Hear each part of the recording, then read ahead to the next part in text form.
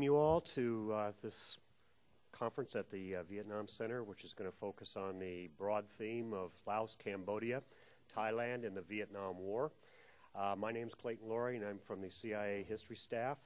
And I also want to thank Dr. Maxner for inviting us down here this year to speak on this very important topic of the CIA in Vietnam. Today we're going to focus on the panel session's titled The Understanding of the War in Southeast Asia through the declassified works of Thomas Ahern. And for those of you that might not be familiar with Tom Ahern, he is a retired CIA officer who currently works for the CIA history staff, and he is the author of 6 volumes on the role of the CIA in the wars in Indochina. He wrote these between 1989 and 2006, using overwhelmingly primary source documentation from the Central Intelligence Agency and also oral history interviews. And Ahern's volumes deliver a very detailed, accurate, and straightforward portrayal of the work done by a relatively small number of CIA officers stationed in Washington, Laos, Cambodia, and Vietnam between 1961 and 1975, describing their operational and analytical impact on the American war effort and the agency's relationships with the governments, military forces, and populations of these nations. While not all long-term U.S. military and foreign policy goals were ultimately met in Indochina, Ahern reveals that many of the programs that did succeed originated among innovative and imaginative CIA officers. Their dedication to the mission and their accomplishments under adverse conditions present many lessons for the intelligence practitioner and scholar today. The intelligence aspect of the Vietnam War, and especially the CIA's role, have received far less attention in existing publications than the military and political sides of the conflict. Tom Ahern's volumes will no doubt change many views and prompt revisions in the existing historical literature of this complex period. If you have not, again, as Steve mentioned, received the CD, all 6 volumes are on here, plus the national intelligence estimates. These are the redacted and released versions. Our first speaker today, we're going to talk about the overall impact of Ahern's work and also the impact of intelligence history on Vietnam. Our first speaker today is Dr. Jeffrey Race. If you have not met Dr. Race in person, you're probably familiar with his seminal book, The War Comes to Long An, which is still in print, I understand, after 28 years. It is a must-read book on the origins of the insurgency in South Vietnam. Deals with the years 1953 through 1963 during the regime of No Dinh Diem. And Dr. Race has a long and distinguished career as a soldier, scholar, consultant, and businessman. He took his PhD from Harvard University in 1973. He has served as a consultant and business manager to international banks and businesses, to include the World Bank, the United Nations, General Electric, J.P. Morgan, Wells Fargo, and the list goes on. His time in Vietnam, to which he's going to speak or probably note today, he served as a second lieutenant in the Signal Corps of the United States Army. He joined the U.S. Army Reserve in June 1965. He had 2 active tours in Vietnam combat zones. He was also an infantry advisor. He served active duty elsewhere after Vietnam in Bangkok and Honolulu. He possesses the Combat Infantryman's Badge for service in Vietnam, the Meritorious Service Medal upon retirement from the Army Reserve in 1993, and he retired with the rank of Lieutenant Colonel. And I'll turn the podium over to Dr. Race.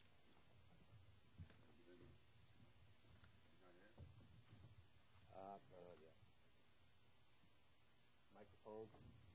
You know, I mean, I haven't even said anything. Why are they cutting it off? I know you. Okay, well, I'll just speak up.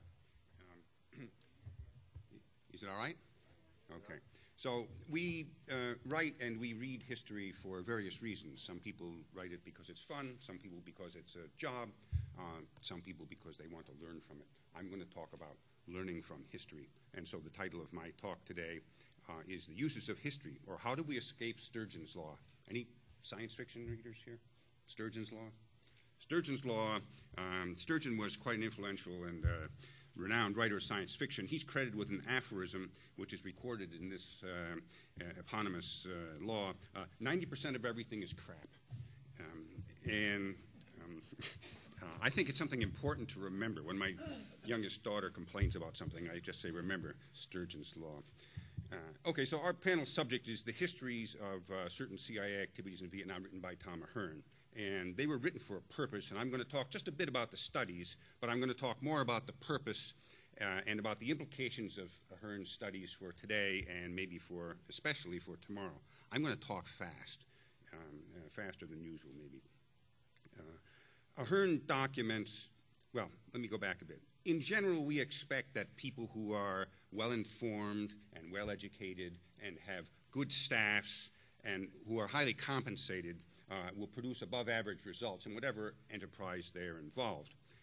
Ahern instead documents that many well-informed, educated, hard-working people and patriotic people produce less than above-average results in Vietnam. And that's something important. And it stimulates me to ask the question posed in the title of this paper. And these are 3 of the 6. I printed these out, and I should just say that in the introduction to this one, you'll find it says that the Center for the Study of Intelligence was set up at the direction of James Schlesinger, who was the Director of Central Intelligence in the 90s, and to document the lessons learned from intelligence operations. And I think that that decision really shows great wisdom and foresight because the benefits of that kind of thing, that expenditure of money and the time and getting into the controversies with all the people to declassify stuff and find out what really happened, the benefits only come much later. And Ahern's studies amply vindicate the hope of Director Schlesinger.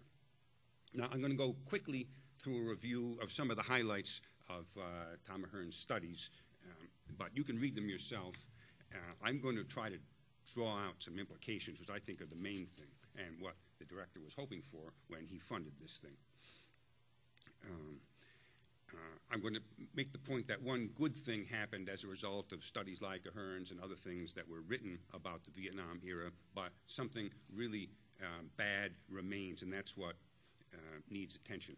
Now, I first read this study, CIA and Rural Pacification in Vietnam, because this has been proposed for publication by the University of Kentucky Press, and I just got a message on Friday from the editor who said this is actually going to be published as a book. I don't know when, but it's going to happen. And so I'm going to read to you some of my notes which I wrote regarding the publishability when they asked me to have a look at it last year.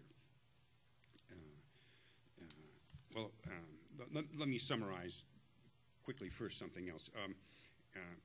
Some of the things that Ahern's points to is that we're talking about the people who were making decisions about what's happening in Vietnam in the early 60s and the mid-60s and the late 60s. Essentially, as they were just making it up as they went along to solve an immediate problem. Oftentimes there was this behavior of hoping for a miracle, using magical thinking, allowing personal rivalries and animosities to interfere with the mission, allowing institutional rivalries to interfere with the mission.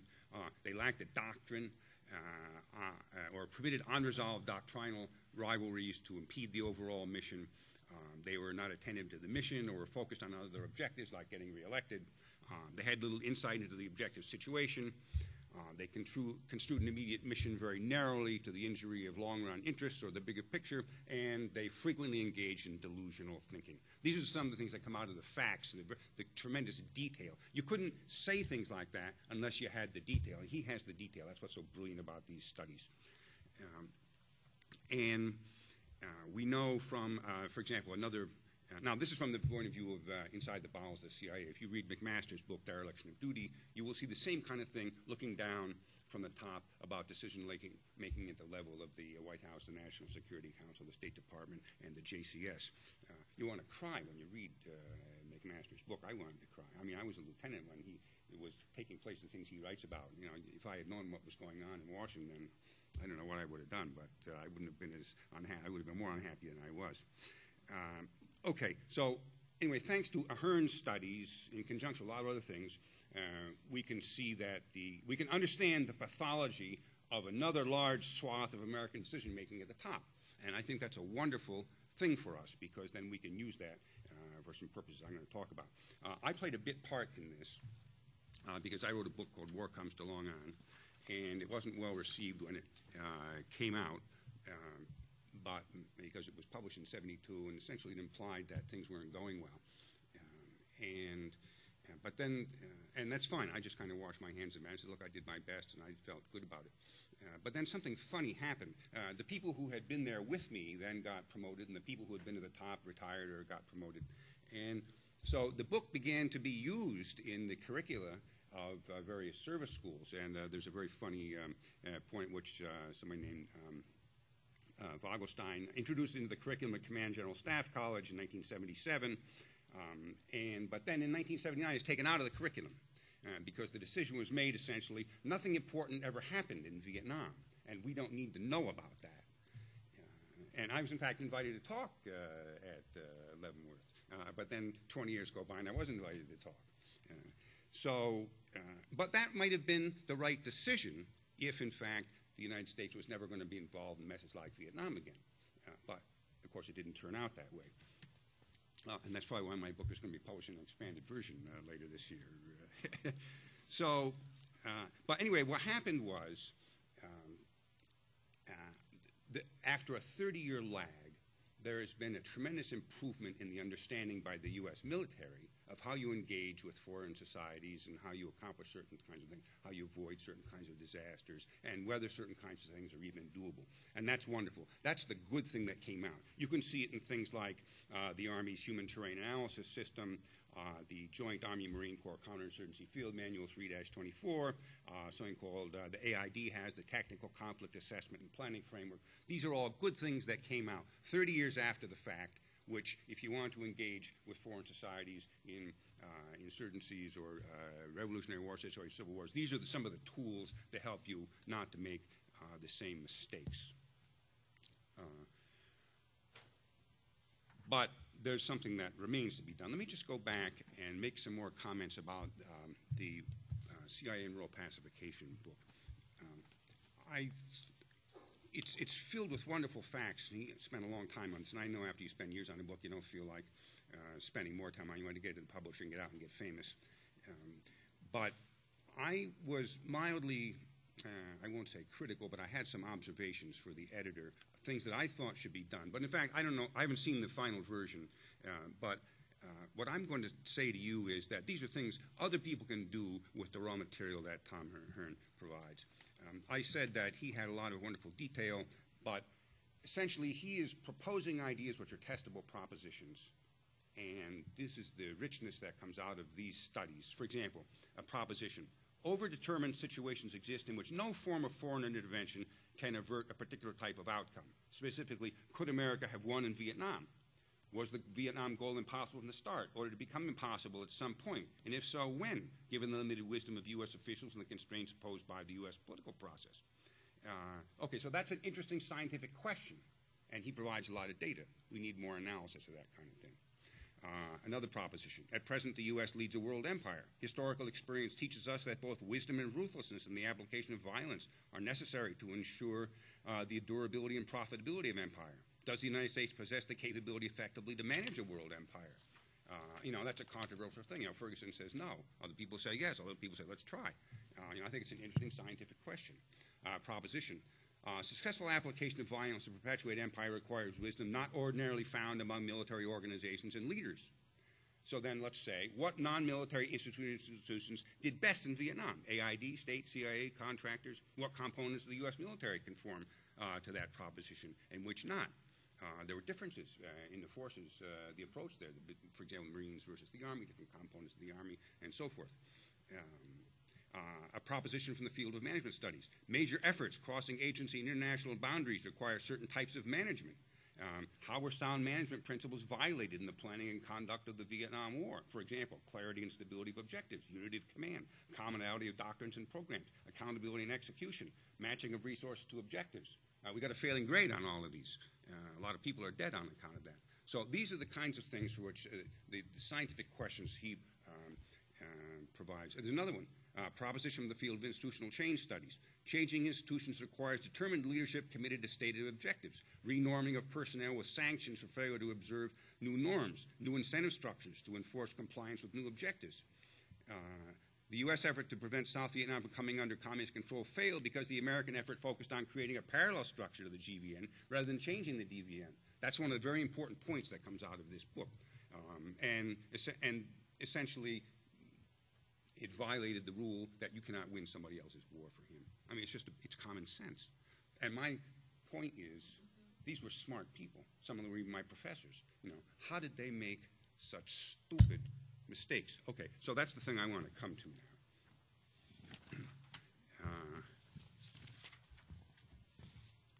In fact, it's well known that most human behavior is driven by not from reason, but from emotions and hidden psychological processes. And it applies to us as individuals just as it does to institutions.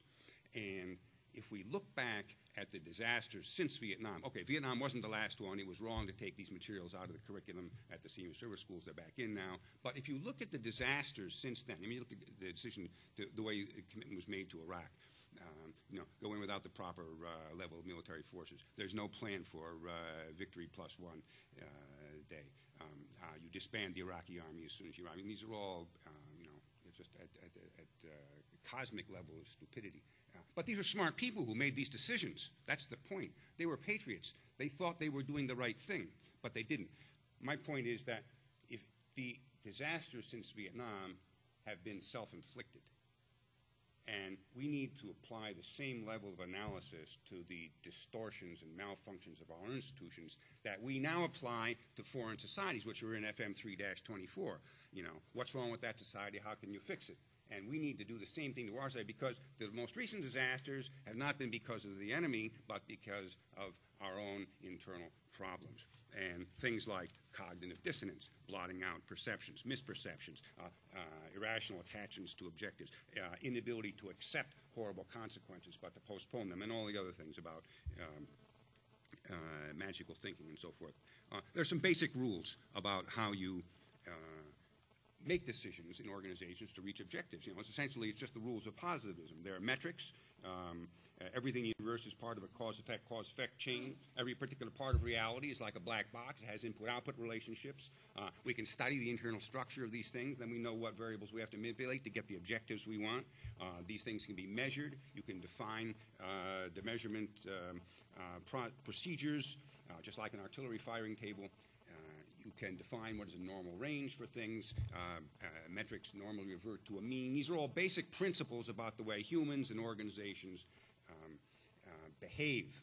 And there are no mysteries. But if you read Tom Ahern's things, you know, people say, oh, you know, I think we ought to do this, I think we ought to do that. And a lot of people are dead because science wasn't brought to it. Okay, maybe that was too early. But it's not too early now. We understand these things. And that's what has to be done, I think, speaking as an American, for my own government. I think it's a good policy for any government anywhere, any institution for that matter. Anyway, the failure to follow simple rules of how organizations behave and ought to behave, and to this very day, the failure to follow those rules produces the kind of disasters we see. And it's not just in foreign policy making. Let us look at the present economic situation in the United States.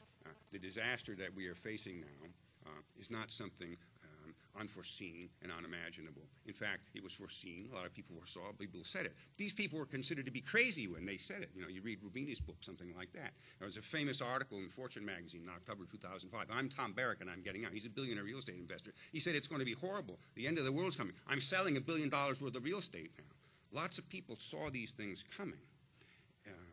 And so essentially it's partly due to some ways things were done in the financial markets, but at the base it has to do with debt. Okay, so what is the solution for the American government now to solve the current problems of over-indebtedness? More debt, right? It's preposterous. So it's not just, and I'm not being critical of these people. They are subject to all of the same distortions in thought processes that brought you the wonder in Vietnam. And so to conclude now with my thoughts on that, because I hope we have a chance for some questions later, Tom Ahern's studies essentially are one point on a line, unfortunately it's a flat line, to today's near-death foreign intervention experiences. And we need to escape Sturgeon's law in official decision-making, and I think it can be done. And when you juxtapose Tom's studies with something like Rick's book, The American Fiasco. This is the book on the American intervention in Iraq. It proves the need. And I think Tom Ahern's works prove the wisdom of establishing the Center for the Study of Intelligence. And I hope people will take these studies, at first on the CV. It's going to be kind of hard, print them out, because you don't want to look at these things on the screen. And later, at least this one will be published. These are going to be a wonderful addition to the work of scientific analysis that needs to be done of what went wrong then and what can be done now, so we don't keep having these near-death experiences in American intervention abroad. Thank you very much.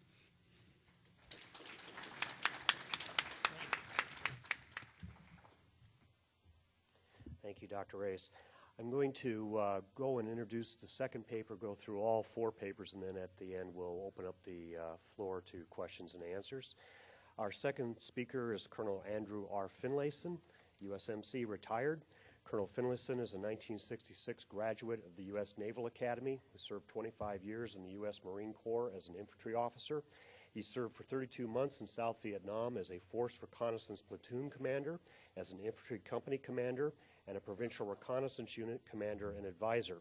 From his retirement from the U.S. Marine Corps in 1991 until 2007, he worked for the Vanell Corporation and the Northrop Grumman Corporation in management positions specializing in military training, strategic planning, and security biometrics.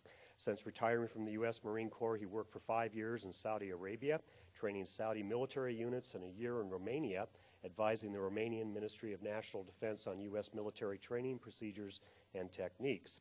He has published articles on various military subjects, including one that concerned his experiences with the PRU in Tay Ninh province in 1969 and 1970. This article won the CIA's Studies in Intelligence Award in 2007.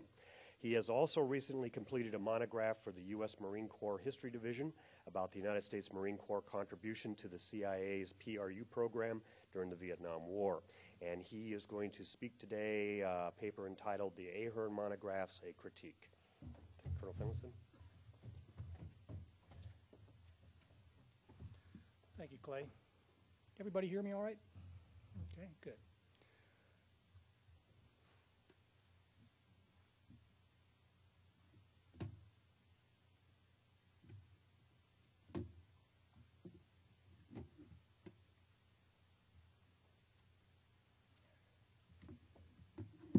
Thomas Ahern's Vietnam War historical monographs for the CIA are works that are unique and valuable. They're unique because they provide a candid, one might even say brutally frank assessment of the CIA's involvement in the Vietnam War, and they're valuable because they provide comprehensive professional evaluation of the methods used by the CIA and a rare perspective on the institutional thinking of the CIA during the war. The monographs are historical works, but it's important to keep in mind while reading them that they're originally created as after-action reports and therefore are replete with stark examples of failure and very few examples of success. They are meant to inform their audience, professional intelligence officers, as to why most of the CIA programs during the Vietnam War did not have the success expected of them, and to warn their audiences against making similar mistakes in future conflicts. This emphasis on failure can be problematic in my view, especially if the reader has only a limited understanding of the underlying dynamics at play during the war. And I must admit at the outset that while I agree with most of the findings developed in his monographs, I do not completely share some of his conclusions, despite my utmost respect for his experience as an intelligence officer and his extensive scholarship and research of the subject matter. On the whole, I'll restrict my comments on the monographs to those where I have some firsthand knowledge, specifically those monographs that relate to events inside South Vietnam during the period 1967 to 1970. In this regard, I will focus primarily on just 2 of the 6 Ahern monographs. These are the CIA and the Generals and CIA and Rural Pacification in South Vietnam. I have some ground-level experience with the CIA pacification programs mentioned in these 2 monographs, and have spent over 3 decades since the end of the Vietnam War studying and analyzing pacification and military strategies employed by the U.S. and the government of South Vietnam. Broadly speaking, I think I can identify Ahern's major findings for the failures of most of the CIA's programs during the Vietnam War as follows.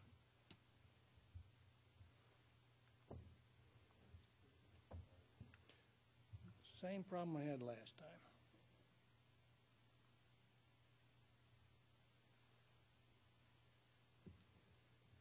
The first reason for CIA failure in Vietnam was the CIA had an institutional culture that made it difficult or impossible to provide the flexibility needed for success in Vietnam.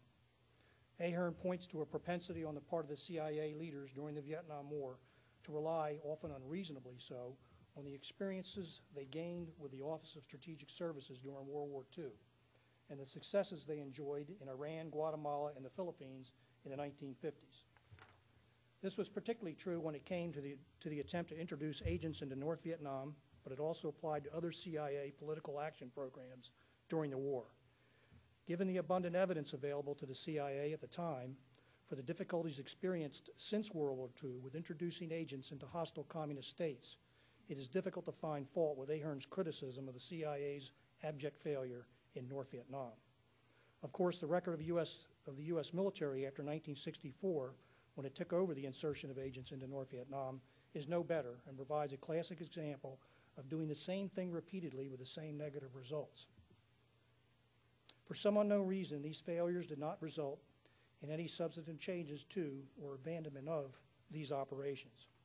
It appears that only the South Vietnamese questioned the efficacy of the black entry operations in North Vietnam on the grounds that they were not cost effective, since they produced little material or intelligence benefit, yet they tended to provoke the North Vietnamese to reply in kind. Their criticism fell on deaf ears, evidently. It would appear that the CIA did not want to tell the Kennedy and Johnson administrations that these operations were a failure and should be ended. Instead, the CIA passed the program on to MAC-V.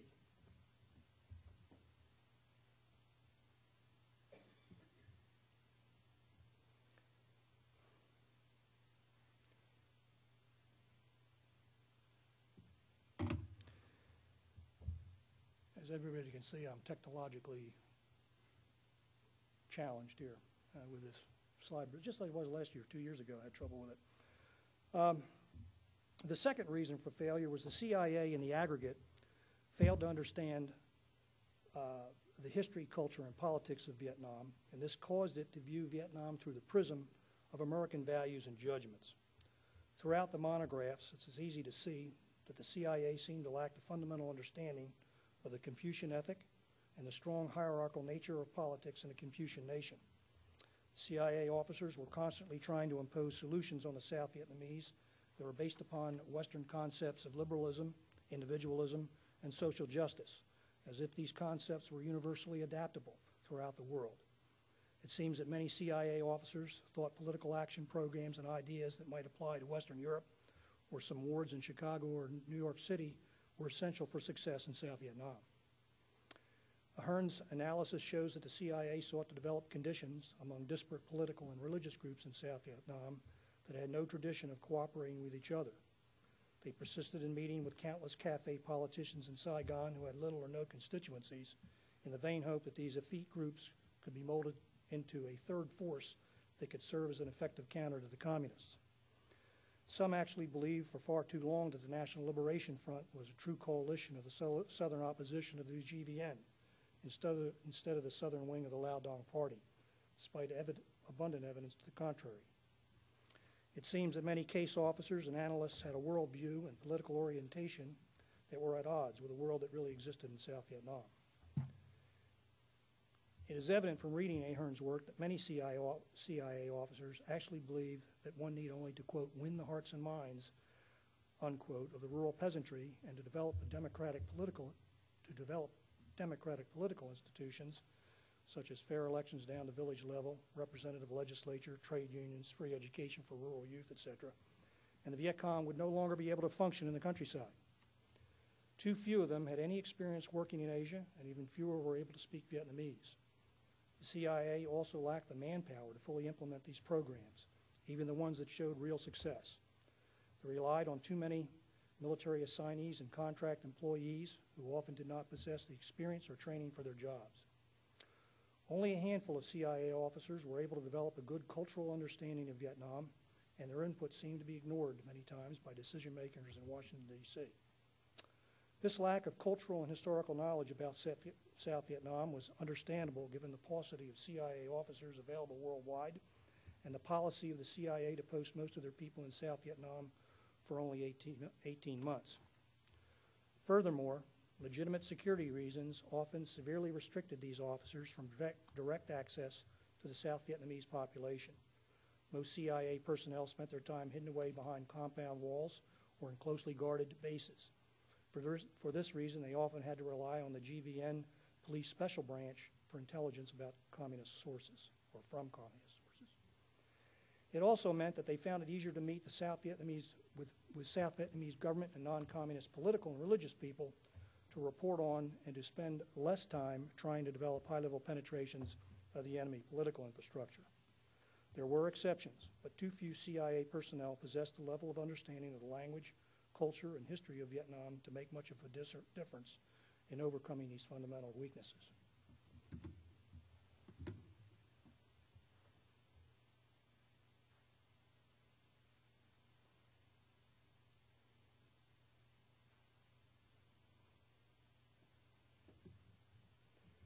The third reason Hearn identifies for failure is the CIA bureaucracy sought to serve or reinforce the beliefs of its political masters in Washington despite contrary reporting to the field, from the field, thus taking an unduly optimistic view of events when the situation did not merit such a rosy picture.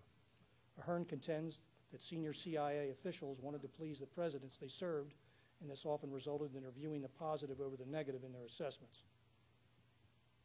Hearn is especially critical of William Kelby and Pierre de Silva, who were chiefs of station in Saigon during the critical first years of the war. However, few, if any, senior CIA personnel come out looking particularly good in his monographs. Sifting through volumes of field reports, he found numerous examples of pessimism and even Masonism by officers in the field, but little appreciation for these assessments by the chiefs of station in Saigon or the leadership in Langley, the people who were advising the U.S. presidents.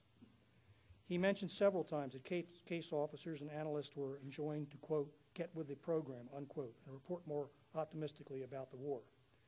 He is careful to note, however, that the preponderance of field reports tended to show significant progress in the pacification field, with two periods identified where the communist infrastructure were nearly wiped out. The period of 1958 and 1959, when Zim, with no real assistance from the CIA, crippled the VCI, and the post-Tet 1968 period, when the joint GVN-U.S. Phoenix program effectively degraded the VCI as a potent political force. As someone who worked in the arcane vineyards of pacification during the latter period, I can attest to the veracity of that assessment.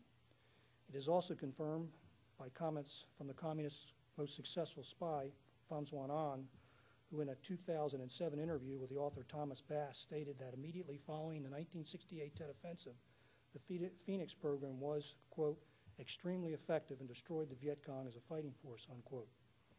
It would appear that at least where pacification was concerned, the reporting from the field was primarily accurate, if not entirely so.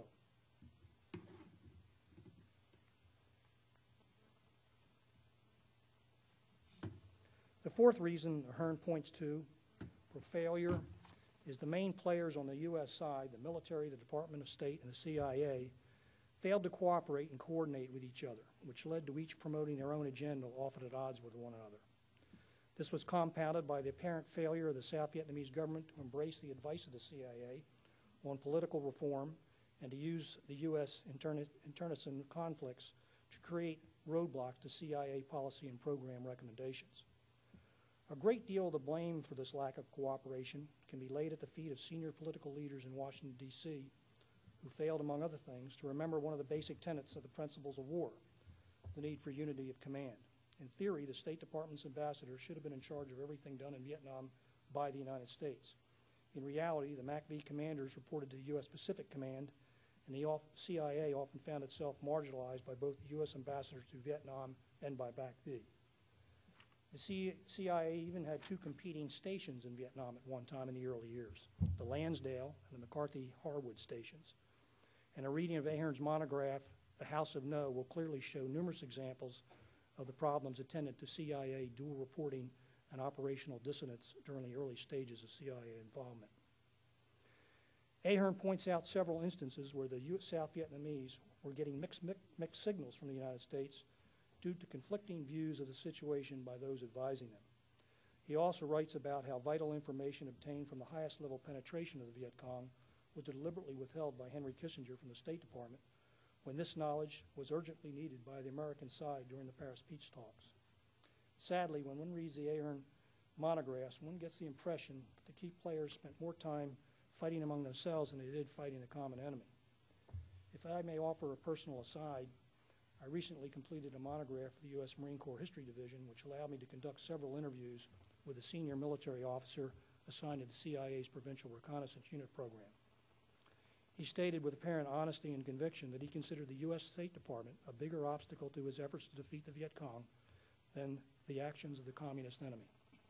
His comments speak volume about the seriousness of this lack of cooperation at all levels between the key players responsible for the war's conduct.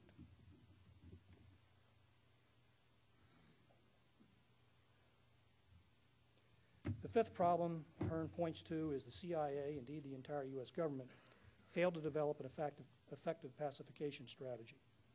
According to Ahern, this was caused because the agency failed to properly analyze the insurgency and the GVN prospects for defeating it. Absent such an analysis, there was no coherent statement of the problem which could be accepted by the U.S. government as GVN.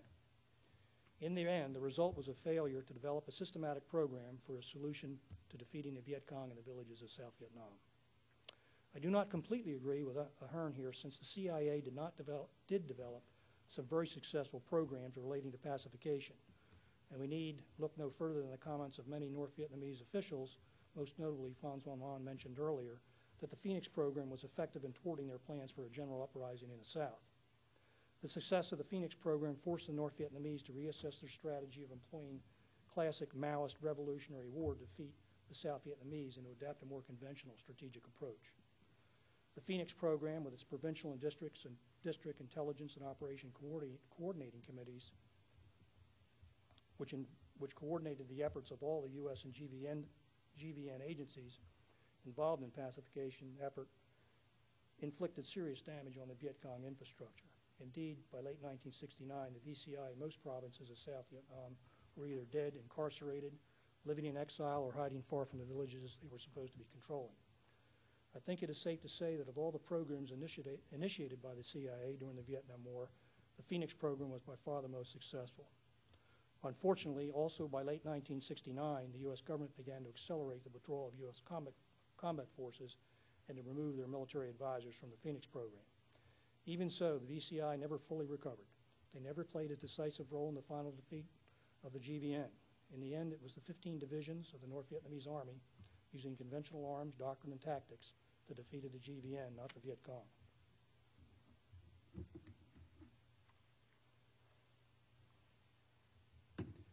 And finally, Ahern concludes that the communists possess superior discipline and a stronger will than either the U.S. or the GVN, and only the collapse of the enemy's will to win would have altered the outcome. Ahern contends that the Viet Cong never lost their will to win, and they successfully exploited the main irremediable social and political deficiencies that made it impossible to defeat the Viet Cong insurgency. Here's where I fundamentally disagree with Ahern.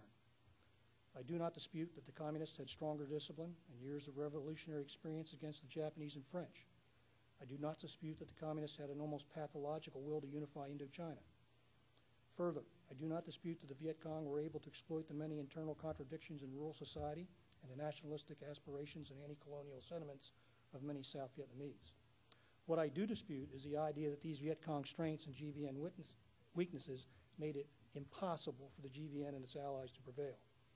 An argument can be made that the Germans and the Japanese had superior discipline and a stronger will than the forces opposing them during World War II. And the same can be said for the Chinese and North Korean communists during the Korean War. But that did not make victory for them inevitable. I have often heard the comment by people who should know better that there was nothing we could do to win the war in Vietnam. Such a deterministic attitude is not only wrong, it is dangerous, because it allows a defeatist attitude to paralyze critical thinking and to make it entirely too easy to excuse poor decision-making and incompetence. Although the scope of this discussion today does not allow us to fully develop the fundamental cause for our failure in Vietnam, which I would argue was a failure to develop an effective grand strategy, it would be a serious mistake to draw the conclusion from these monographs that the communist victory in 1975 was inevitable. Our adversaries had a grand strategy that was both flexible and based on a cold-blooded analysis of their strengths and weaknesses and those of their opponents. As Ahern points out, the United States and the GVN never had an effective grand strategy for victory, and this led inextricably to ad hoc tactical and operational level adjustments based upon enemy initiatives. I was amazed when I read Ahern's story about the meeting between President Johnson and Pierre de Silva prior to de Silva's posting as the chief of station in Saigon in 1967. The only advice Johnson gave de Silva was to remember that a U.S., quote, election year was coming up, unquote. So much for strategic insight by the commander-in-chief. Ahern tells us that no one ever really discussed grand strategy for the war, aside from Walt Rostow in the White House, and unfortunately, his analysis was wrong. While Ahern does not address it in his monographs, one can only wonder why the members of the U.S. Joint Chiefs of Staff were unable to perform this function of developing a coherent strategy, or if they did, why it was not adopted. When reading the Ahern monographs, it is important to keep in mind that tactical brilliance will seldom overcome strategic weakness, and it is possible for a nation to win every battle but still lose a war. The Ahern monographs, which reflect the thinking of the CIA as an institution during the war, clearly show how high a price was paid for strategic failure.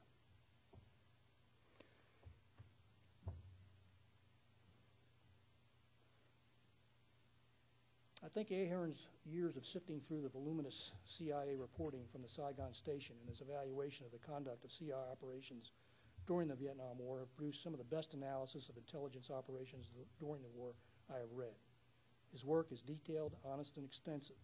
Historians will benefit from his work because it avoids many of the ideological biases to which some writers succumb.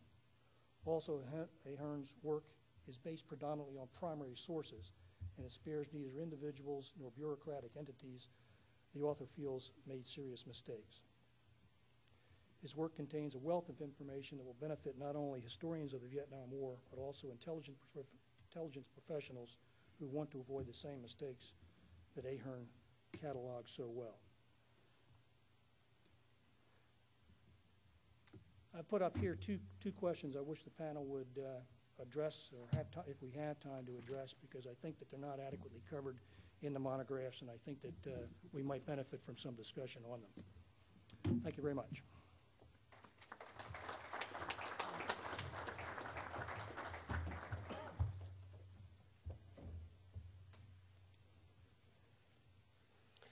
Our next speaker is Merrill L. Pribanow.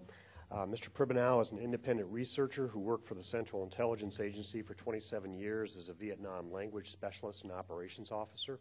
During the Vietnam War, Mr. Pribanow served in the CIA's Saigon station for 5 years, from April 1970 to April 1975. He retired from the CIA in 1995. Since his retirement, Mr. Pribanow has devoted his time to conducting research on the Vietnam War, translating Vietnam language histories and articles about the war. His translation of an official Vietnamese communist post-war history of the war against the United States was published by the University Press of Kansas in 2002 under the title Victory in Vietnam, The Official History of the People's Army of Vietnam, 1954 to 1975. Mr. Pribanow has also written a number of articles on the Vietnam War for such publications as the Journal of Military History, Parameters, Military Review, Vietnam Magazine, the Journal of Vietnam Studies, and Studies in Intelligence. Merrill? Come up there.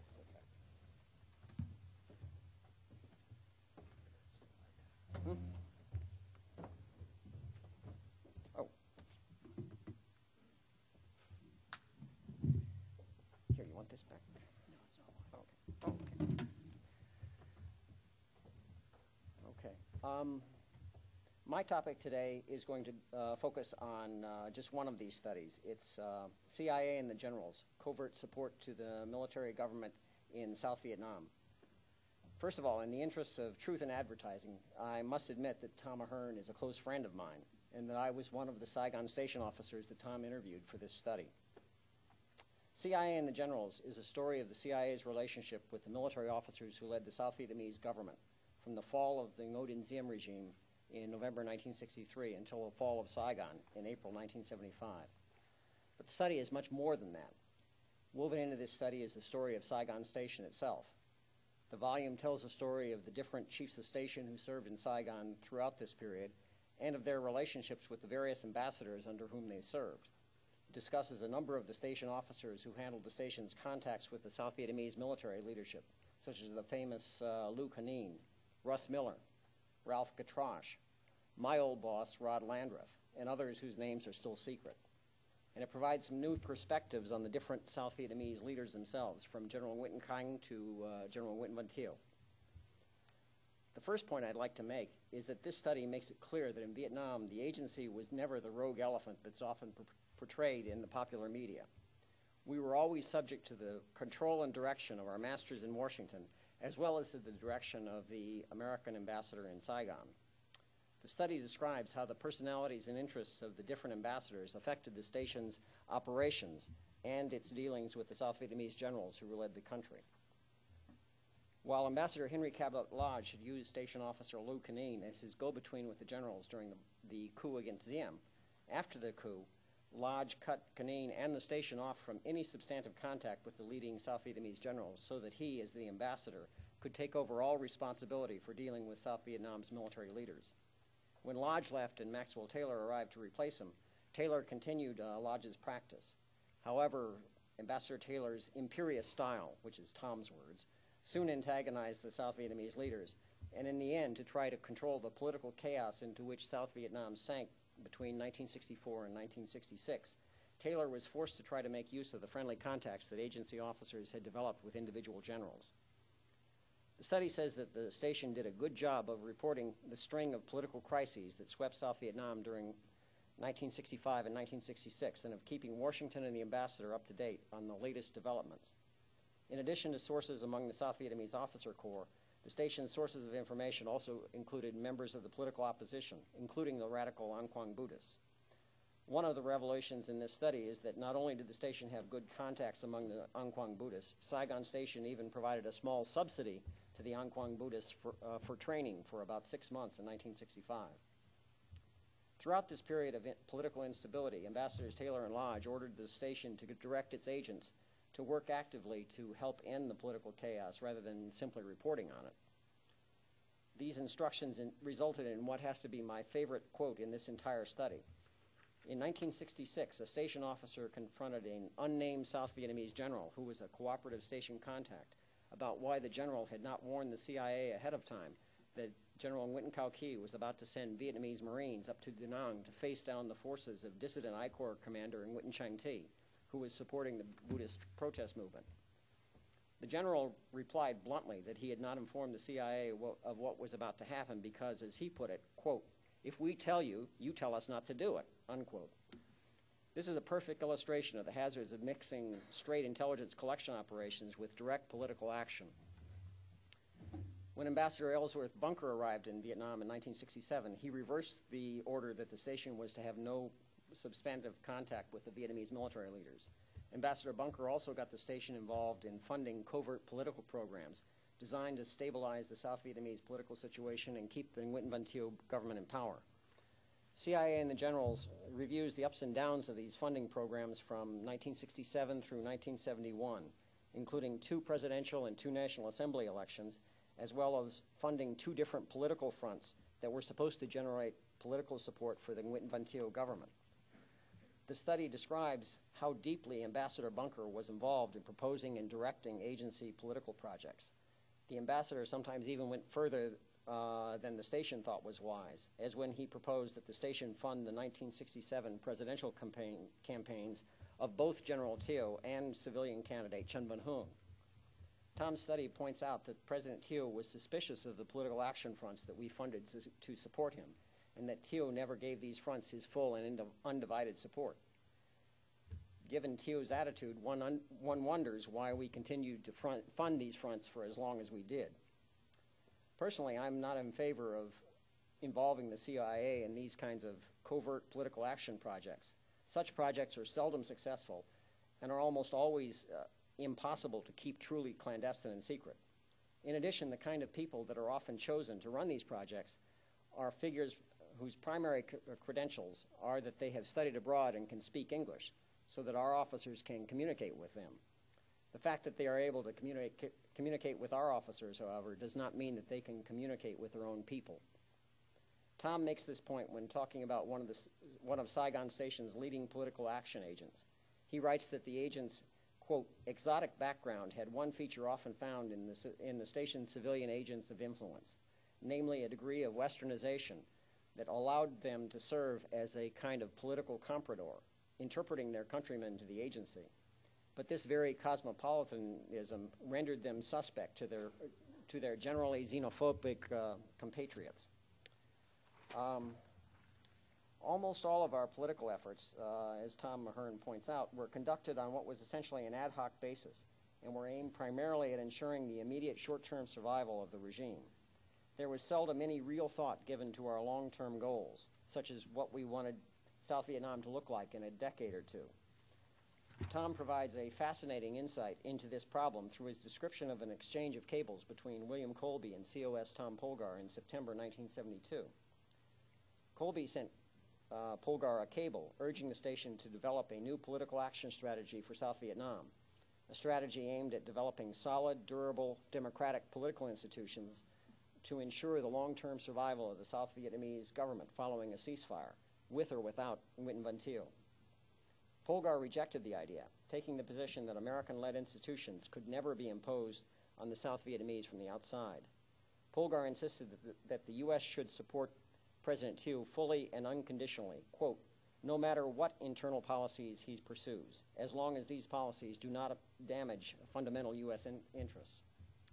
Tom concludes this section with a paragraph that I'd like to quote in full, because I believe it has great relevance to similar debates that are going on today about how to handle our problems in Iraq, Afghanistan, and other trouble spots. Tom writes, quote, without any common ground on ends, let alone means, the exchange between Colby and Polgar came to an end. Its only result was to illustrate, 18 years after the original American commitment to South Vietnam, the continued absence in CIA, as in the rest of the U.S. government, of any shared concept of U.S. operational goals there. The question remained, what was the implication for the United States if both Colby and Polgar were right, if political modernization was essential to the GVN's long-term survival, and if this modernization was impossible? It seems to me that the phrase, those who fail to learn from history are doomed to repeat it, was never more true.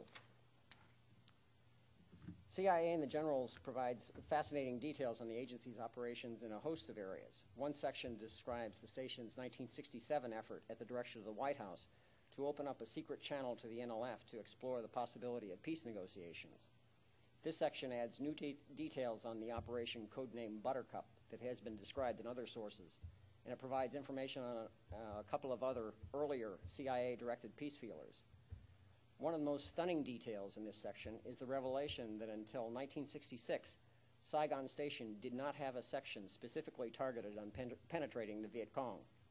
Shortly after his arrival as COS, John Hart set up the station's Viet Cong branch after concluding that the station needed to develop its own unilateral agents inside the Viet Cong, instead of relying solely on the work of South Vietnamese intelligence services, as it had always done in the past. This means that from 1954 to 1966, Saigon Station was totally dependent on the South Vietnamese government for human source intelligence on the Vietnamese communist movement in the South. This is the equivalent of U.S. intelligence in Baghdad having no separate component targeted on al-Qaeda in Iraq, and instead relying exclusively on information provided by Iraqi government intelligence and security services. Unfortunately, this disregard for developing our own expertise on the Vietnamese target continued throughout the war. There was a tendency in the agency to view Vietnam as a temporary problem, an anomaly that would soon go away. Because of this view, it was felt that there was no need to devote the time, personnel, and resources necessary to develop in-depth expertise on Vietnam and the other countries in the area. That this was the view at the very highest level can be seen in the instructions that the DCI, Richard Helms, gave to new COS Tom Polgar before Polgar was sent out to Saigon. The study reveals that when Mr. Polgar was first informed of his assignment to the post of COS Saigon, Polgar met with Helms and pointed out to Helms that he had no Asia experience and so might not be qualified for the job. Mr. Helms replied that Asian experience did not matter. Helms listed what he said would be Polgar's primary responsibilities as COS Saigon. These were, 1, managing the station's relationship with the embassy, 2, managing its relationship with MACV, 3, handling relations with the press, and 4, handling congressional visitors. Nothing operational. In this view, Vietnam was not a war. It was simply a bureaucratic exercise. The studies chapter on the U.S. government effort to force the South Vietnamese to sign the 1972 peace agreement provides new insights into the critical role that Saigon Station played during the peace negotiations. The station was acquiring so much information from its sources about what Kissinger was telling the communists during the secret talks in Paris, information that Kissinger and Nixon were keeping secret from the rest of the U.S. government, that during a visit to Saigon in September 1972, Kissinger took Polgar aside, briefed him on the secret talks, and then ordered him not to send any information about the secret talks back to Paris, or back to Washington. Tom writes that this situation, quote, created a problem for Polgar, who was now forbidden to share with Washington some of the information on the Paris talks he acquired not only from Kissinger, but also from clandestine CIA sources. I remember this situation quite well. It's not often that a CIA officer is ordered not to report information back to Washington. I also recall being told that Polgar sent a back-channel message to CIA headquarters providing a general description of the order Kissinger had given him and asking for instructions about what he should do. I was told that he received 2 different answers to his question, one telling him to obey the Kissinger order and the other saying the exact opposite. This did not surprise me, given what we all knew about headquarters. What happened next, only God, the 7th floor, and Tom Polgar really know.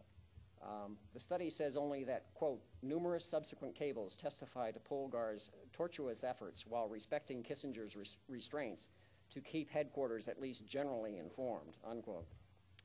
I encourage you all to read this chapter yourselves, so I would just like to say here that the station's intelligence from our sources on both sides, the communists and the South Vietnamese government, played a critical role in the negotiations right up through the signing of the Paris Peace Agreement. The study quotes Alexander Haig as telling Ambassador Bunker after the agreement was signed that the station's reporting had been indispensable to the final success of the negotiations. Somewhere in my now retired personnel file in the depths of the agency's archives sits a personal letter of appreciation that Ambassador Bunker sent to me and a number of other station officers for our work during this period. I have seen the letter only once, right after it was received by the station and before it was sent back to Washington. In light of the eventual outcome of the Paris Peace Agreement, I have still not decided whether that letter is something I should be proud of or something I should be ashamed of. The study devotes 3 full chapters, about a quarter of the book, to the events of March and April 1975 that led to the collapse of South Vietnam. The story of the fall of Saigon has been told many times in many different books, but Tom's study adds many new details and insights that I think will be of great interest to everyone interested in the Vietnam War. The study reveals that as early as August 1974, Mr. Polgar noted in a threat assessment he prepared for Ambassador Martin that, quote, recent intelligence suggests that the decisive blow that the North Vietnamese have been contemplating may come sooner than later, perhaps in the dry season of 1975, unquote. The study notes that Polgar's prediction may have been intended primarily to bolster Ambassador Martin's lobbying efforts in Congress to secure aid money for South Vietnam, rather than being a serious analytical forecast, but it certainly did turn out to be accurate. In November 1974, the station's best agent inside the Viet Cong reported to us the contents of Cosvin's resolution for 1975. A summary of the new resolution sent in by the station stated that the communists were, quote, determined to launch an all-out offensive which may well be more intense than the 1972 offensive. In a cable to Washington assessing the accuracy of this information, Mr. Polgar noted that several years before, this same agent had accurately reported the date when the 1972 offensive would be launched. Unfortunately, neither the COS, the ambassador, nor Washington took the report seriously enough, which just goes to show that even the best intelligence cannot overcome the intellectual blinders that often encumber the vision of our leaders at all levels. I probably shouldn't say at all levels, since I recall one incident that revealed that at least some senior people were willing to listen. Several months after the January 1973 ceasefire was signed, Joe Lazarski, the former deputy chief of Saigon Station and now the chief of Vietnam Operations and Headquarters, came out for a visit. In addition to talking to all the senior officers in the station and to senior South Vietnamese officials, he asked Mr. Polgar to arrange for him to meet with a group of junior station officers. He specified that the officers he wanted to talk to must be either Vietnamese speakers or officers with extensive Vietnamese contacts and long Vietnam experience. Mr. Polgar called in a group of 12 to 15 of us. The meeting was held in Polgar's office. Mr. Lazarski's questions for us were focused on North Vietnam's intentions and South Vietnam's long-term prospects for survival.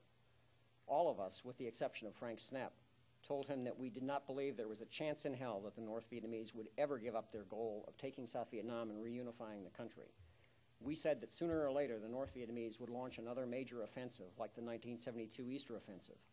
When this happened, we said, South Vietnamese forces had absolutely no chance of surviving such an offensive without, as an absolute minimum, the kind of massive air and naval support, including B-52s, that we had provided in 1972. And perhaps even that would not be enough to save South Vietnam the next time. Mr. Lazarski listened, did not try to argue, and took copious notes. To his credit, Mr. Polgar allowed us free rein to say whatever we wanted and made no attempt to inject his own views into the discussion. I'd like to end with a personal anecdote from the period just before the final evacuation, an anecdote to illustrate how deeply Mr. Polgar and the ambassador had been taken in during those final days by the dream of a negotiated settlement that was raised by Kissinger, the Hungarians, and the French. On Saturday, 26 April 1975, 3 days before the final evacuation of Saigon, the Vietnamese wife of my office mate secured 2 seats on the last foreign commercial airline flight out of Vietnam leaving that afternoon. She took one of the seats for herself and offered the other to our office secretary, a young American girl in her early 20s.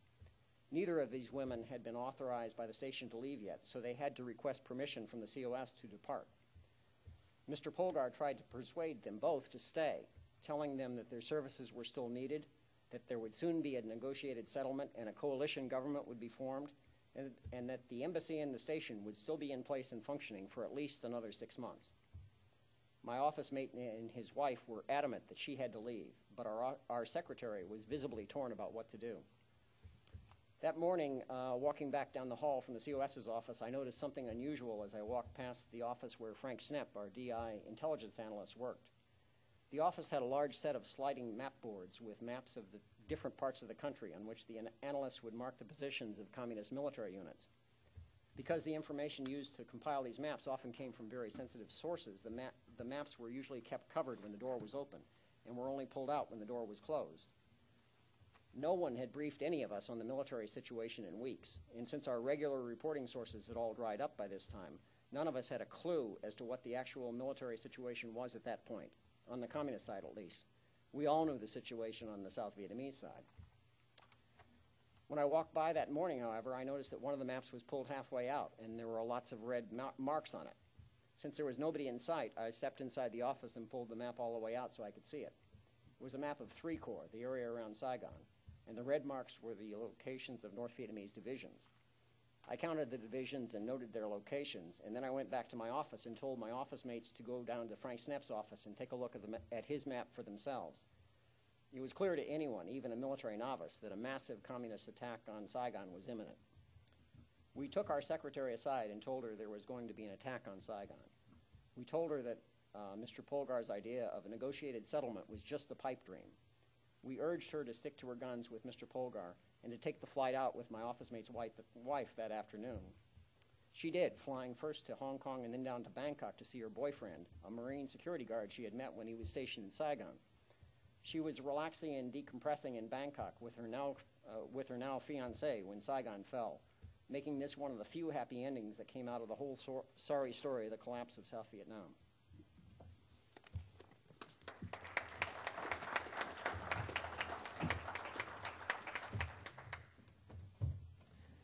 Thank you, Merrill. Thank you, Merrill. Our final speaker today is a colleague of mine, Dr. Timothy N. Castle. Tim Castle joined the CIA's Center for the Study of Intelligence in August 2006, following a tour with the Office of the Director of National Intelligence, where he was responsible, or where he actually established and directed the intelligence community's Lessons Learned Center. I just returned, as a personal aside, from a 2-year tour with ODNI as well as in December. And when I was at ODNI, the D&I's Lessons Learned Center was one of the most robust entities that the D&I had. Thanks to Tim's efforts there, it has outreach centers in every one of the members of the intelligence community, all 16 of them. Before his service with the OD&I, Dr. Castle was Professor of National Security Affairs and Director Security Strategy and Forces at the Naval War College. Prior government responsibilities include Deputy Chairman, Department of Warfighting, U.S. Army War College, and Chief Southeast Asia Archival Research, POW-MIA, in the Office of the Secretary of Defense. He earned his doctorate at the University of Hawaii, specializing in U.S. military involvement in Laos.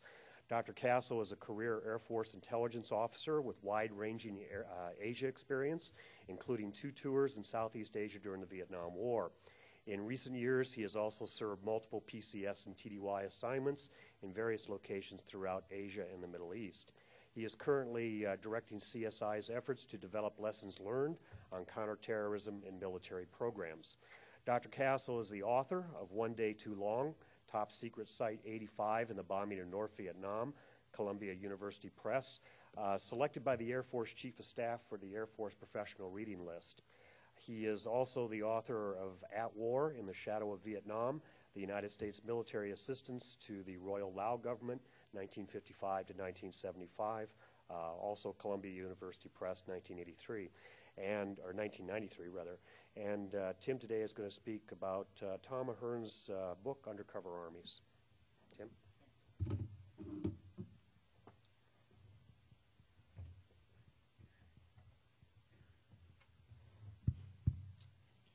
Thank you very much for being here this morning. I wanted to start out by making a few comments about what a pleasure it is for all of us to be here this morning and to share with Dr. Maxner and Dr. Reckner and all the people that have worked so hard here to continue this study of Vietnam.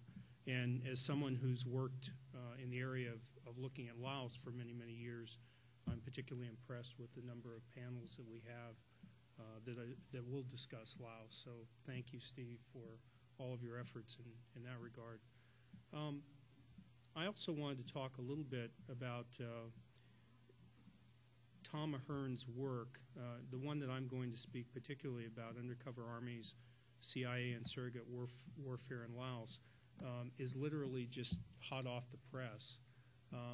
Even up until about a week or so ago, there were still some changes that were being made. And in fact, I'm going to, in a few moments, release a couple of more names that should not have been redacted in this particular volume. But I also wanted to talk a little bit about what our former director, General Hayden, has said about the social contract with the American public, which I think is very important. And I think all of us who work in the area of history, and particularly those of us who have access to so many of the primary documents, bear a special responsibility to try and use our offices and our access to these materials to push this information out to the American public. And I think those of you that have known me over the years, and many of you in this room have assisted me greatly in my own work, understand that I feel very deeply about that. And my colleagues here today do as well. So I know that the Ahern monographs and other materials that CIA puts out will not make all of you happy. Speaking for myself, they don't make me particularly happy.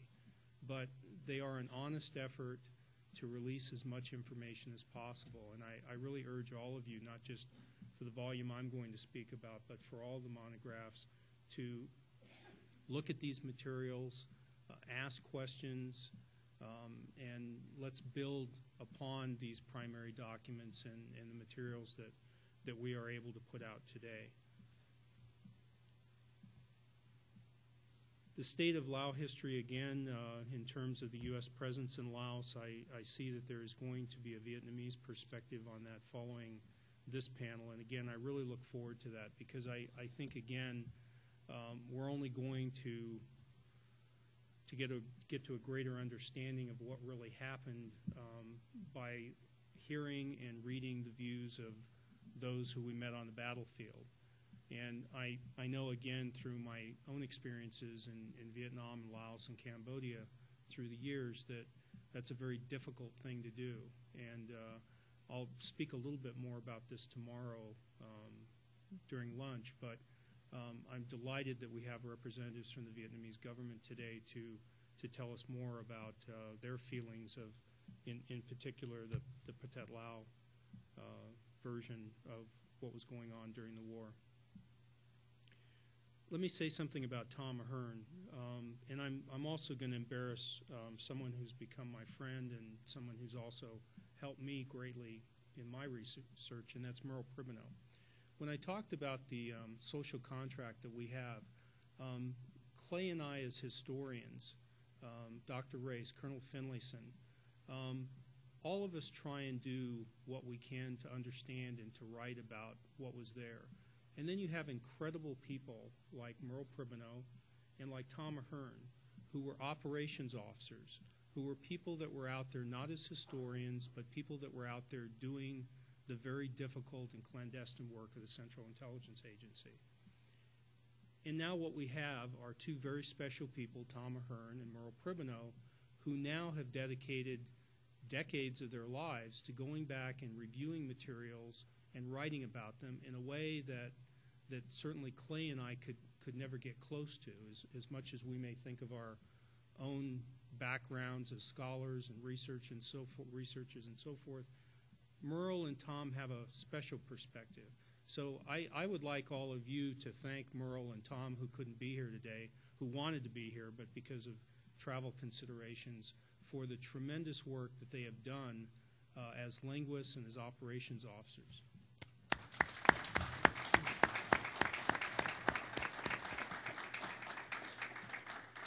The other thing that I would like to tell you that many of you probably don't know and makes it even more sort of unique about Tom Ahern, I don't know how many of you have read the book Guests of the Ayatollah, but it is a book by Mark Bowden that is a very detailed account of the assault and the siege and then finally the takeover of the U.S. Embassy in Tehran. Thomas Ahern was our chief of station. Thomas Ahern was beaten very badly and was held captive through that entire period of time. Tom doesn't talk about that very much. But again, I would commend Bowden's book to you because that's really the only place that Tom has ever detailed his experiences. The last historical point I would make about Tom Ahern, which he never talks about as well, is that he holds one of the CIA's senior awards, the Intelligence Star, for work that he did in Laos in the 1960s. These are remarkable people, and again, I'm so proud to be here representing undercover armies and also with Merle. Let me give you a little bit of background on undercover armies. It's a journey, again, of about 12 years.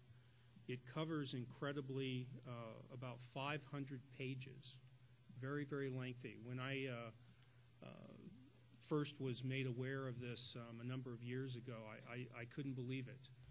As someone who's written about Laos and traveled there extensively and tried to tell the story as best as I could, it's an incredible compilation of State Department documents, of CIA documents, of Tom Ahern's interviews with remarkable people and people that otherwise would never have spoken to anybody. As Merle said, he was one of the officers that was involved in the monographs having to do with Vietnam. For this particular monograph on Laos, Tom made great use of interviews that he did with Bill Lair, who is well known to many of you in this room. He also talked extensively with Ted Shackley, with Hugh Tovar. Both of these gentlemen were chiefs of station in Vientiane. He also spoke extensively with Jim Glarum. Jim Glarum has sort of a unique role in the CIA in that he worked primarily with Air America throughout its entire term. And Jim Glarum is just an incredible resource as someone who worked at headquarters and also worked in various field locations to support Air America. So there is incredible information from Jim Glarum in there as well. Turning to what Tom's sort of conclusions and sort of walking you through in the brief time that we have available. I think many of you realize that the CIA had very few officers in Laos, that this really was a strategy that was developed to conduct. Tom uses the word surrogate warfare in Laos.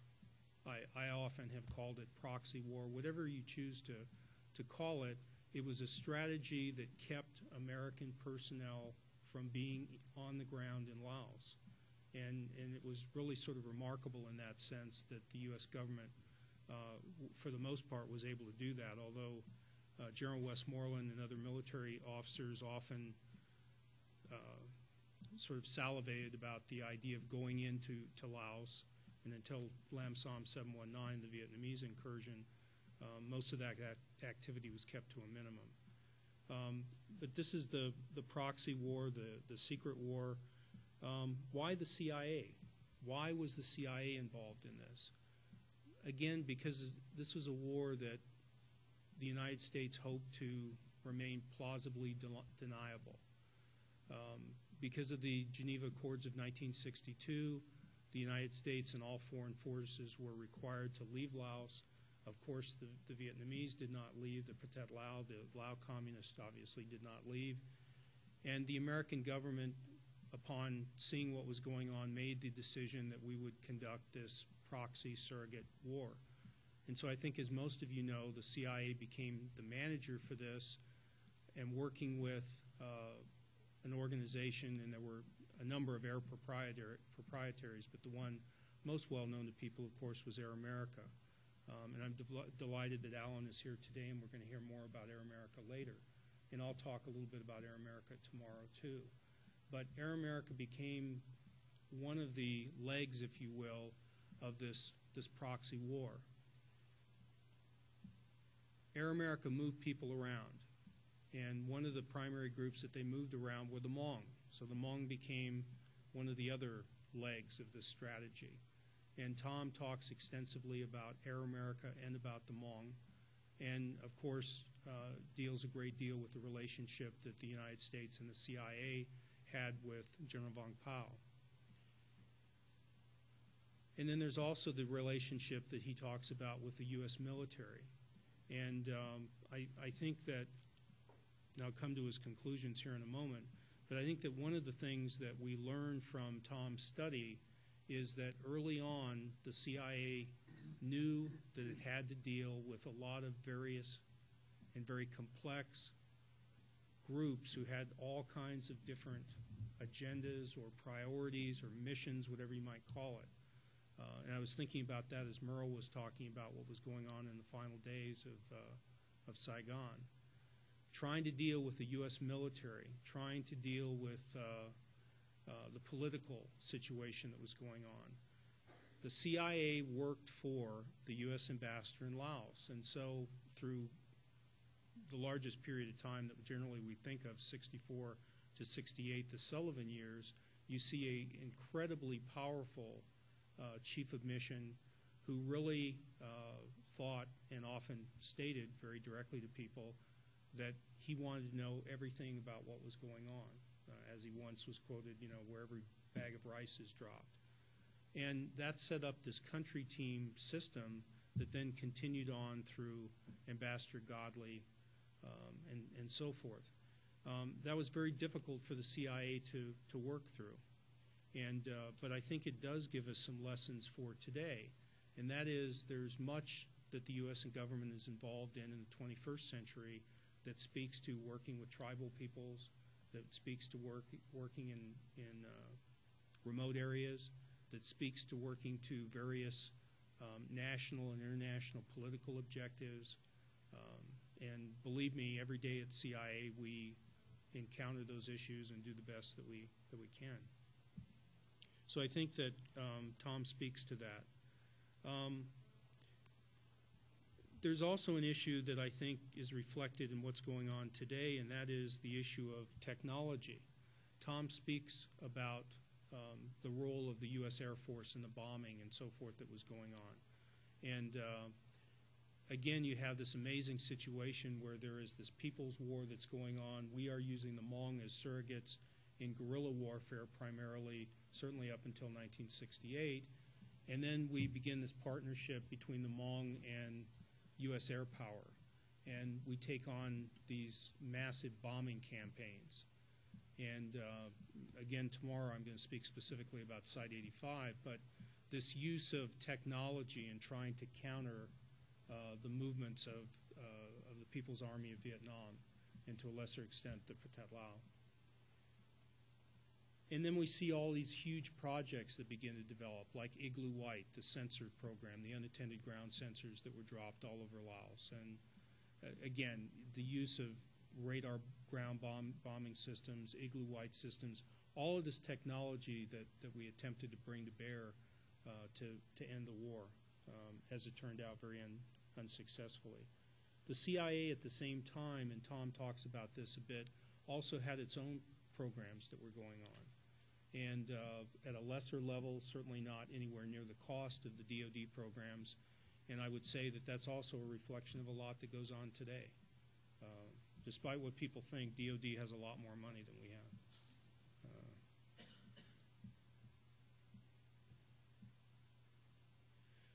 One of the other issues that Tom spends a great deal of time talking about in his monograph is the program in the South, which I think is very fortunate. I've had the experience, and I look forward to seeing the photographs and of the UXO. I've spent a lot of time on the PDJ through the years. I first went back to Laos after the war in 1990, and have been up there a number of times. I've been down in the South. Those of you that have either seen the pictures, been there in person, or flown over it, you know what the UXO looks like from up above. Spent a lot of time in the caves in Sam Nha, looking at how the Pathet Lao protected themselves through all that bombing. And again, Tom spends a great deal of time talking about the role of air power, but in the South in particular, because this is one of the areas he primarily served in, he talks about the role of the Lao Tung. So I think it's very important that we also recognize that it's not just the Hmong up in MR2 up in the Northeast, but it also involves CIA's relationship with a lot of other tribal peoples.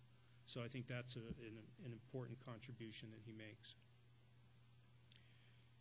When he talks about CIA's performance, Tom says that, and this is a semi-quote, CIA's performance was not without flaws.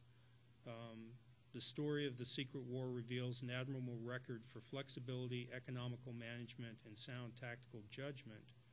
But he also sees some problems with management issues and how the war was conducted as it goes through this long 12-year period. And I again would urge you here in the audience today and others that may be involved in study to take a look at what he's done and bring some comment to it.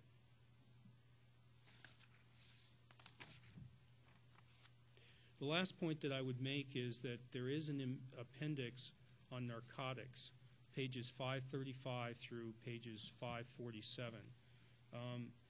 This is a unique contribution in which Tom discusses at great length the whole issue of narcotics. And those of you that are familiar with the book, The Politics of Heroin in Southeast Asia, this is must reading. The first time I ever interviewed General Vang Pao, I went to his home in Santa Ana, and I unfortunately had a copy of The Politics of Heroin in Southeast Asia with me. And when I sort of brought it out for no good reason, it turned out, General Vang Pao was very upset with me and went on to a long discussion about how evil that book was. I shared that with Professor McCoy at a conference later, but he wasn't very impressed. I hope that you will all take an opportunity to go through what is a very, very long monograph, but I think it's very rich. And let me just conclude by saying that I hope that we brought about some questions, and we've got a few minutes to try and answer your questions. Thank you all very much.